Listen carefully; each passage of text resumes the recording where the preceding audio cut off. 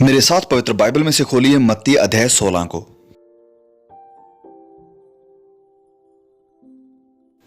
और चलिए हम पढ़ना शुरू करते हैं इसके वचन 13 से लेकर आगे तक कुछ वचनों को।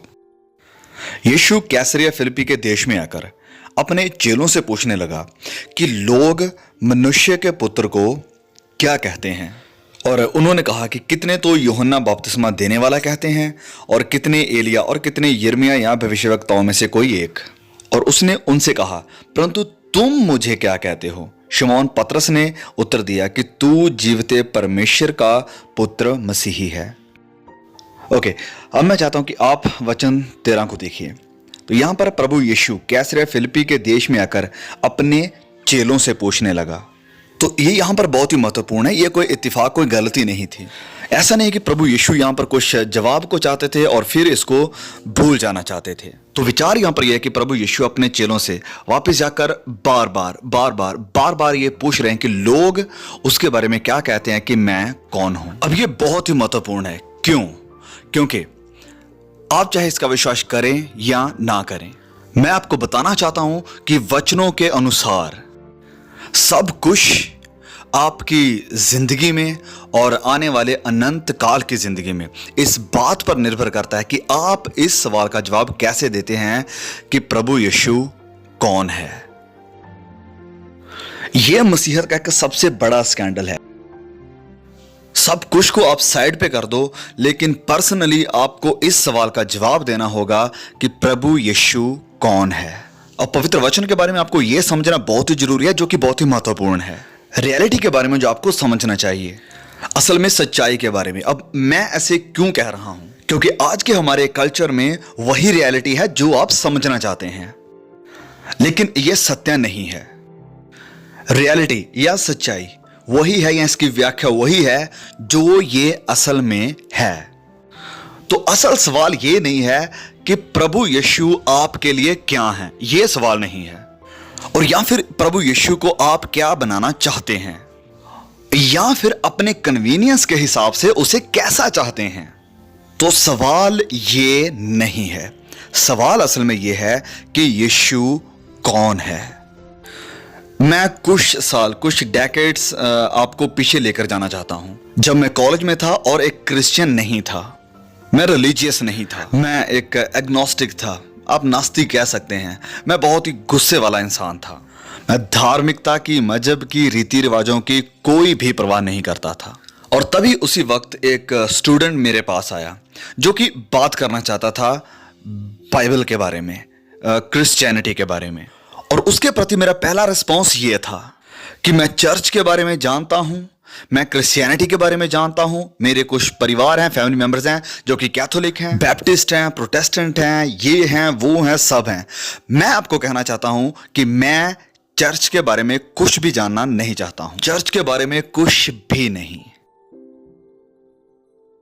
और तभी उसने कुछ ऐसा कहा जो मेरे सीने के ऊपर एक पत्थर की तरह लगा। और उसने इस तरह से कहा कि जैसे पहले कभी किसी ने नहीं कहा था, और मैं इसे कभी नहीं भूलूंगा। उसने सीधा मेरी आंखों में देखा और उसने कहा कि मैं चर्च के बारे में बात नहीं कर रहा हूं, मैं किसी डिनोमिनेशन के बारे में बात नहीं कर रहा हूं, मैंने इन सब के बारे में तुम्हारे विचार नहीं पूछे हैं। आप इस सच्चाई को ठुकरा नहीं सकते हैं उन लोगों को देखकर जो अपने आप को परमेश्वर की संतान कहते हैं, क्रिश्चियन कहते हैं। वरन मेरे पास आपके लिए सिर्फ ये एक सवाल है कि यीशु नासरी कौन थे, वह कौन थे। और उसकी इस सवाल का जवाब मैंने नीचे सिर झुकाकर कुछ मैंने बुड़बड़ाना शुरू किया। और मैंने कहा कि वो एक अच्छे इंसान थे, एक अच्छे टीचर थे, एक अच्छे गुरु थे। या he was a good guy. और कुछ हफ्ते बाद मेरा परिचय हुआ एक बहुत ही पुराने इंग्लिश स्कॉलर और थियोलॉजियन जिसका नाम था C.S. लुइस। और उन्होंने कुछ ऐसा कहा जो कि मेरे दिल के ऊपर बहुत ही जोर से लगा।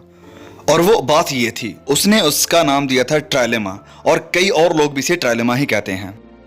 और वो पॉइंट ये है, जब हम बात करते हैं लॉजिक यानी तर्क की, तो मैं ये बात नहीं कर रहा हूं आज की जो रिलेटिविज्म की, जहां जो कुछ भी आप मानना चाहते हैं वो मान लें, जहां ये कहा जाता है कि आप सच्चाई को नहीं जान सकते हैं, हर कोई सही है। तो सच कहूं तो हर कोई सही नहीं है। तो लॉजिकल तर्क से भरे विकल्प ये हैं। तो लॉजिकल विकल्प ये हैं कि या तो कोई एक सही है और बाकी सब गलत हैं, या सब गलत हैं। लेकिन हर कोई सही नहीं हो सकता है, क्योंकि हर कोई अलग अलग बातें कहता है या एक अलग ही दावा करता है। तो ये एक बात है जिसका हमें एहसास होना चाहिए। आप ये नहीं कह सकते कि यीशु आपके लिए सही है। नहीं, ऐसा नहीं है। या तो वह सही है और या फिर वो गलत है, और इस इशू पर आप दो राय नहीं रख सकते हैं। और यही बात C.S. लुइस कर रहा था, और इन्हीं बातों ने उस दिन मेरा सामना किया था जब मैंने इन बातों को पढ़ा था। तो मसीह यीशु नासरी के बारे में ये कुछ ऑप्शंस हैं या कुछ विकल्प हैं। सबसे पहला कि वह झूठा है। तो ये एक लॉजिकल ऑप्शन है। सबसे पहला कि वह झूठा है, क्योंकि उसने कहा कि वह परमेश्वर का बेटा है, और उसने पर्पसफुली जानबूझकर लोगों को गुमराह किया कि लोग ये सोचें कि वह परमेश्वर का बेटा है, या ये कि वो मनुष्य के रूप में आया हुआ परमेश्वर है, खुद शरीर में परमेश्वर है, ईश्वर है। लेकिन अगर उसने ये कहा और इन बातों पर विश्वास नहीं किया, तो या फिर वो कोई प्लानिंग बना रहा था लोगों को गुमराह करने के लिए, तो वह एक झूठा था, लायर था, और कोई बात नहीं है। और फिर दूसरा ऑप्शन यह है कि वह पागल था, क्योंकि कोई भी इंसान अगर सिंसियरली ये बात को मानता है, विश्वास करता है कि वह इंसानी रूप में आया हुआ परमेश्वर है, लेकिन वह है नहीं, तो वह पागल है। अगर आप इस मीटिंग के बाद बाहर पार्क में जाते हैं या कहीं रिवर में घूमने के लिए जाते हैं, और आप वहां पर किसी इंसान को देखते हैं, वहां पर खड़ा होकर वो ये कह रहा है कि राह, सच्चाई और जीवन मैं हूं, तो आप उसके बारे में क्या कहेंगे? या मैं खुदा का बेटा हूं, या सब कुछ मेरे द्वारा बनाया गया है, और परमेश्वर और सारी बनाई हुई वस्तुओं के बीच में सिर्फ मैं ही एक अकेला मीडिएटर हूं। क्या सोचेंगे आप उसके बारे में? पागल। और फिर तीसरा ऑप्शन है, और ये सबसे चौंका देने वाला और जिसके ऊपर हमें सोचना चाहिए, वो ऑप्शन है, और वो ये है कि जो वह था और जो वह है और जो लगातार वह रहेगा, जिस बात का जो होने का उसने खुद दावा किया था, जीवित परमेश्वर का इकलौता बेटा। आप समझ रहे हैं तो मैं क्या कह रहा हूं करने के लिए? मैं कुछ भी करने की बात नहीं कर रहा हूं, मैं आपको 3 ऑप्शंस दे रहा हूं। इस बिल्डिंग से बाहर जाने के बाद उसे सीधा झूठा कहिए, लायर कहिए। इस बिल्डिंग से बाहर जाइए और उसे लूनेटिक यानी पागल कहिए, और हम पर तरस कीजिए जो हम सब पागल उसके पीछे लगे हुए हैं। या तीसरा, अपने घुटने यीशु मसीह के सामने झुकाइए, इस पूरी कायनात के प्रभु और मुक्तिदाता के सामने।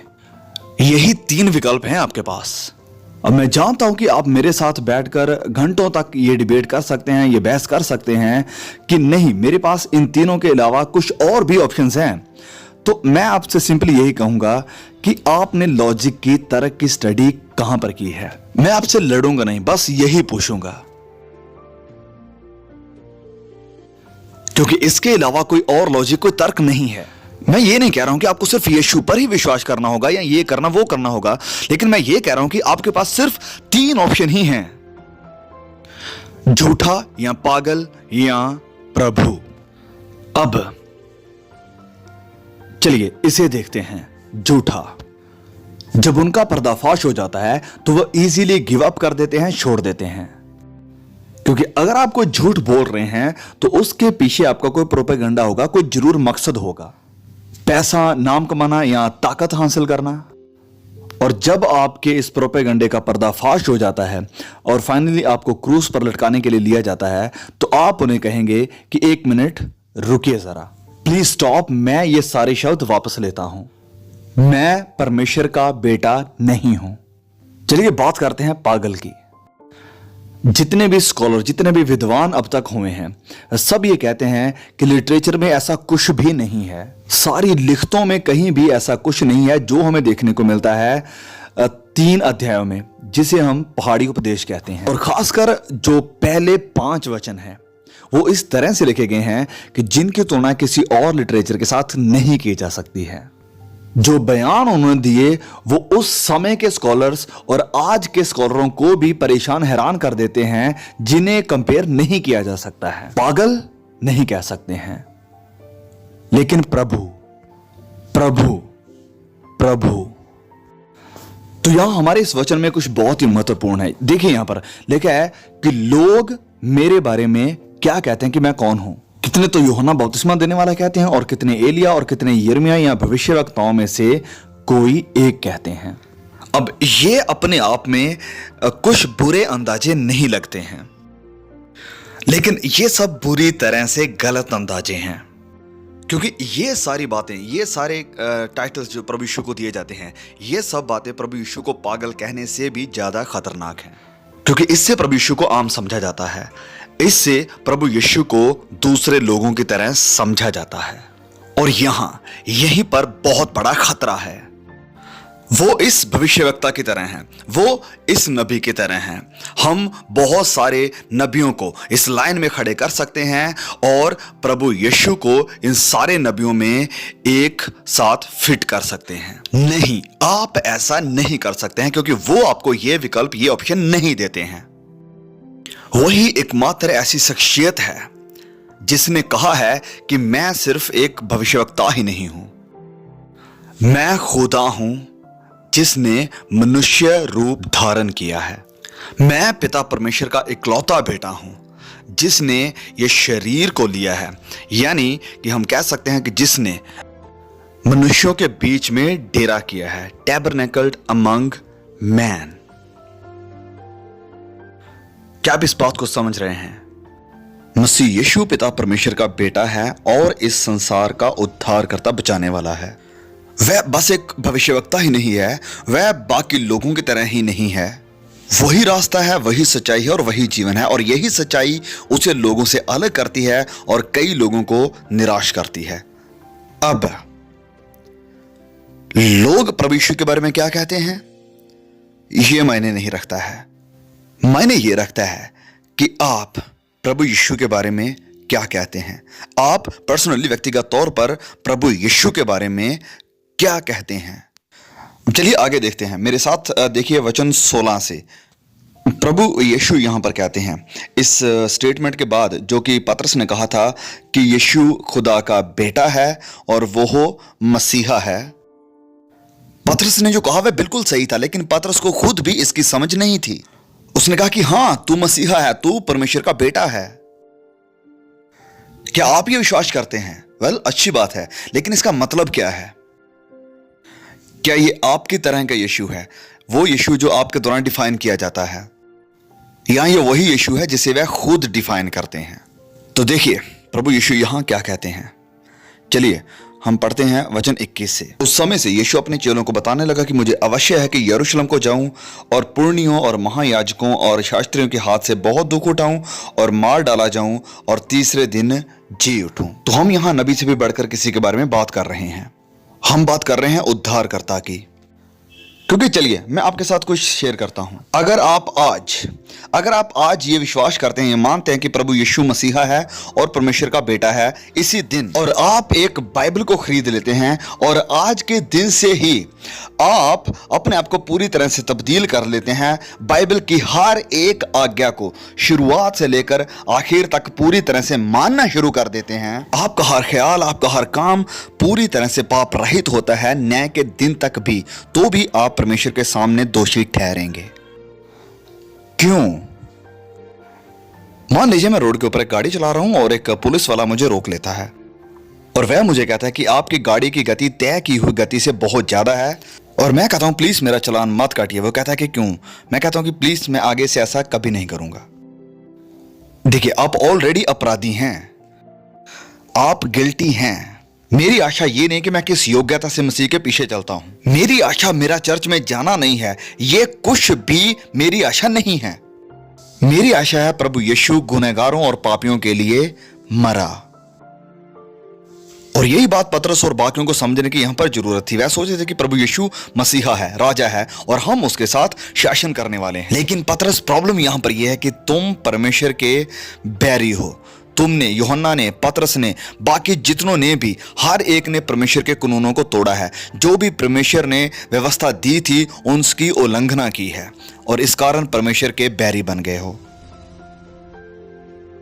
आप कहेंगे कि मैं इतना बुरा नहीं हूं। सच में अगर मैं आपके हृदय को निकाल के एक डीवीडी के ऊपर प्ले करूं और यहां स्क्रीन पर दिखाऊं सभी को, जो कुछ भी आपने सोचा है और कुछ बातें जो आप अभी भी मेरे बारे में यहां पर सोच रहे हैं, आप यहां इस कैंपस से भाग जाएंगे। आप इस जगह से भाग जाएंगे और अपना चेहरा कभी भी यहां नहीं दिखाएंगे, क्योंकि आपने इतनी अंधेरे वाली गंदी बातें अपने दिमाग में सोची है जिसके बारे में आपके बहुत नजदीकी दोस्त को भी नहीं पता है। और वो पवित्र पवित्र पवित्र परमेश्वर इस सब को देखता है। तो आपको कैसे बनना होगा स्वर्ग में जाने के लिए? यह सवाल एक बार किसी ने मुझे एरोप्लेन में पूछा था। मैं बाइबल पढ़ रहा था और उसने मुझसे पूछा कि आप क्या कर रहे हैं। मैंने कहा मैं बाइबल पढ़ रहा हूं। और उसने कहा स्वर्ग जाने के लिए मुझे क्या करना होगा? और मैंने कहा यह बहुत ही आसान है। आपको नैतिक रूप से पूरी तरह से संपूर्ण होना पड़ेगा, आपके जन्म से लेकर आपके मृत्यु तक। यह बहुत आसान है। और मैंने अपनी बाइबल पढ़ने लगा और मैं उसके चेहरे के हाव भाव को देख रहा था। और आखिरकार फिर उसने मुझसे पूछा कि क्या? मैंने कहा ओह सॉरी, देखिए आपको नैतिक रूप से संपूर्ण होना पड़ेगा। एथिकली आपको पूरी तरह से फ्लॉलेस, कोई भी गलती आपके अंदर नहीं होनी चाहिए। आपके ख्याल में, आपके कामों में, उस 3 बार पवित्र परमेश्वर के सामने आपको पूरी तरह से ही होना पड़ेगा। ओके, समझ गए? और उसने बड़ी हैरानी से मुझसे कहा कि ऐसे तो कोई भी नहीं कर सकता है। तो मैंने कहा कि आपके लिए तो बड़ी मुश्किल है ना? मैं उसे निराश करने की कोशिश नहीं कर रहा था। मैं बस उसे एक पॉइंट समझाने की कोशिश कर रहा था, जो मैं आज आपको समझाने की कोशिश कर रहा हूं। क्योंकि बहुत से ऐसे लोग हैं जो ये सोचते हैं कि उन्हें और यीशु को मिलकर काम करना पड़ेगा स्वर्ग राज्य में जाने के लिए। वह गलत है। अगर मैं आज ले लूं आपके सबसे उत्तम ख्यालों को, सबसे उत्तम कार्यों को, सबसे उत्तम शब्दों को, और आपको परमेश्वर के पास भेज दूं सिर्फ इन्हीं चीजों के साथ, तो आप दोषी ठहराए जाएंगे। मैं आपको एक उदाहरण देता हूं। आप कहेंगे कि मैं कोई कातिल नहीं हूं, मैं व्यभिचारी नहीं हूं। वेल, सबसे बड़ा पाप क्या है? बाइबल की सबसे बड़ी आज्ञा यह है कि अपने परमेश्वर को अपने पूरे दिल, रूह, जिस्म, जान से प्यार करो। और आप सोच कर देखिए कि आपने अपनी जिंदगी की 1 मिनट के 1 पल में भी कभी ऐसा नहीं किया है। आपने और मैंने कभी भी परमेश्वर को अपने पूरे बल, अपनी पूरी जान, अपनी पूरी रूह से प्यार नहीं किया है। हम अपने आप से भरे हुए हैं और इसीलिए हमारे घरों में बाइबलें कम और आईने ज्यादा हैं। इसलिए आईने ज्यादातर बाहर लटके हुए होते हैं और बाइबलें अंदर क्लोज होती हैं। हम स्वार्थ से भरे हुए हैं और परमेश्वर पवित्र है। परमेश्वर पवित्र है और ये एक अच्छी खबर है और एक बुरी खबर भी है। ये अच्छी खबर क्यों है? क्योंकि आप नहीं चाहते हैं कि परमेश्वर करप्ट हो या हिटलर के जैसे उसका कैरेक्टर हो, उसका स्वभाव हो। आप एक पवित्र और धर्मी परमेश्वर को चाहेंगे, क्योंकि ये जानना आरामदायक है कि परमेश्वर धर्मी है और पवित्र है। लेकिन ये सोचने वाले समझदार लोगों के लिए बेचैन करने वाली बात भी है। ये क्यों बेचैन करने वाली बात है? ये परेशान कर देने वाली बात क्यों है कि परमेश्वर धर्मी है और पवित्र है? क्योंकि आप नहीं हैं। अब ये पवित्र और धर्मी परमेश्वर आप जैसे, मुझ जैसे लोगों के साथ क्या करेगा? वह हमारे साथ क्या करेगा? अब मैं आपको मसीहत का सार बताना चाहता हूं। अब जब मैं ये बात कहता हूं, मुझे एहसास है कि मैं बुजुर्ग हूं, मैं 53 की एज का हूं, मतलब कि मैं कई सालों से जिंदा हूं। तो सारी बुद्धि, सारा ज्ञान मेरे साथ पैदा नहीं हुआ और ना ही ये मेरे साथ मरेगा। तो फिर मैं कैसे आपको मसीहत का सार यहां पर बताने जा रहा हूं? पहला कारण है बाइबल। अब बाइबल को मैं गलत इंटरप्रेट कर भी सकता हूं, भले ही बाइबल अपने आप में सच्चा खुदा का वचन है।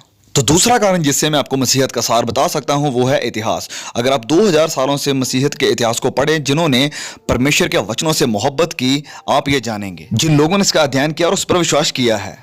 तो मैं अब आपको बताना चाहता हूं वचनों की सबसे बड़ी और सबसे सख्त समस्या के बारे में। वह बात यह है, अगर आप इस चर्च का हिस्सा हैं तो आपने इसे मिलियन टाइम सुन लिया है, और जो नए हैं वो अभी सुनेंगे, और जिन्होंने सुना है वह फिर से सुन लें।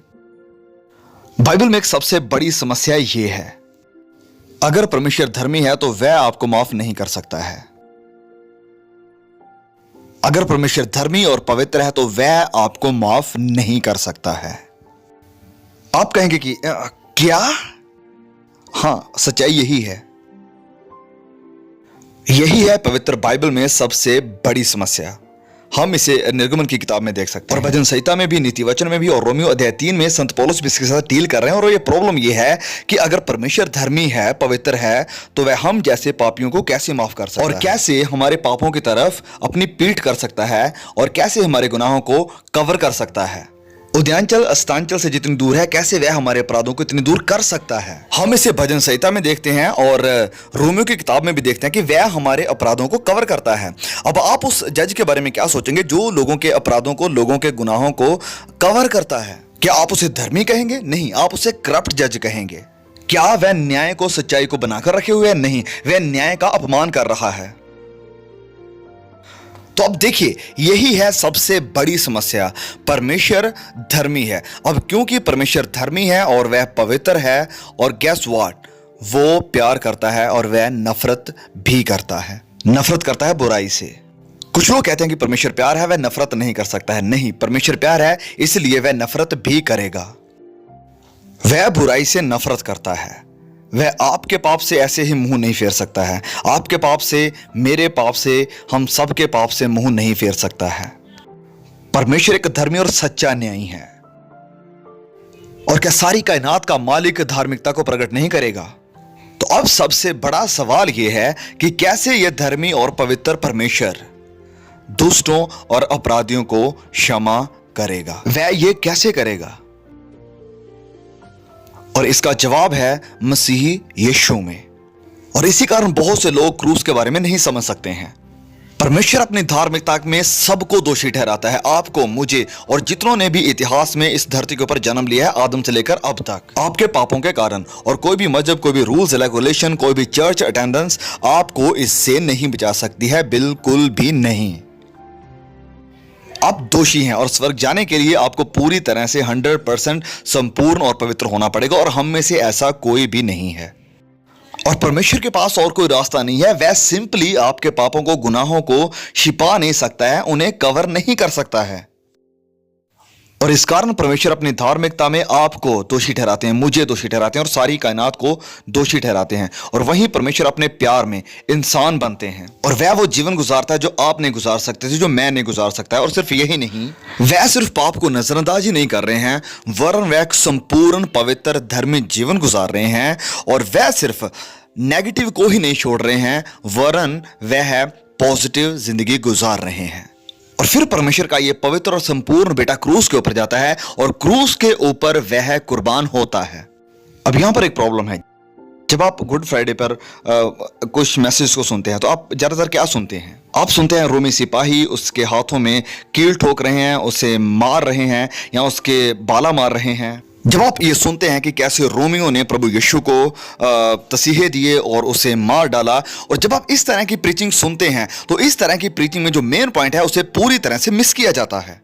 हमारा उद्धार इस बात से नहीं हुआ कि रोमियो ने प्रभु यीशु को सजा दी और उसे मार डाला, वरन हमारा उद्धार इस बात से हुआ कि जब वह प्रभु यीशु उस क्रूस के ऊपर था तो आपके और हमारे सारे गुनाह उसके ऊपर उंडेल दिए गए थे। और स्वर्गीय पिता ने अपनी पीठ उसकी तरफ कर ली। और बात यह नहीं कि उसके अंदर नैतिकता की कमजोरी थी या उसे देख नहीं सकता था, वरन उन्होंने अपनी पीठ उसकी तरफ इसलिए कर ली क्योंकि उसका इकलौता बेटा अब पाप बन चुका था। और परमेश्वर से दूरी का अनुभव जो आपको और मुझे करना चाहिए था पूरे अनंत काल के लिए, अब क्रूस के ऊपर उसका इकलौता बेटा कर रहा है।